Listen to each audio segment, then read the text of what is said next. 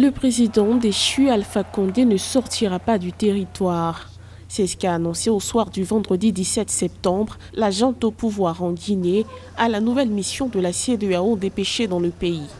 Arrivé en début de matinée, le président ghanéen Nana Akufo-Addo, par ailleurs président en exercice de l'organisation sous-régionale, et son homologue ivoirien Alassane Ouattara se sont entretenus avec le chef de la junte Mamadi Doumbouya et ses collaborateurs, ainsi qu'avec l'ex-président Alpha Condé. Sur la question de la libération immédiate et sans condition de l'ancien président Alpha Condé, la junte a tranché. Elle dit que Alpha Condé demeurera en Guinée et sa résidence sera le choix du président du CNRD. Donc c'est une réponse catégorique. Donc ce qui voudrait dire que c'est un échec d'ailleurs des négociations. Je ne parlerai pas des négociations parce que la vocation de la mission des chefs d'État n'était pas de venir prendre Alpha Condé et le sortir du pays. C'était de venir réitérer à vive voix toutes les recommandations qui ont été faites par la conférence des chefs d'État. Dans un communiqué diffusé quelques heures après la fin de la visite de la délégation de la CEDEAO à Conakry,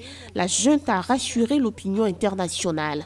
L'ex-président bénéficiera d'un traitement humain digne de son rang. La junte ne cédera à aucune pression qu'il fait savoir, alors que d'importantes sanctions ont été décidées dans le courant de la semaine.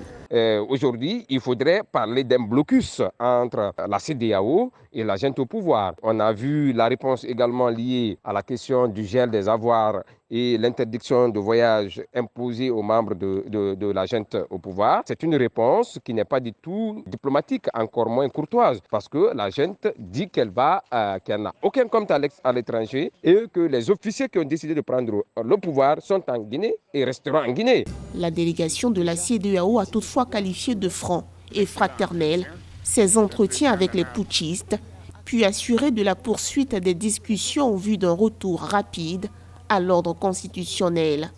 Dans le même temps, l'organisation d'une conférence de presse a été annoncée pour ce 18 septembre.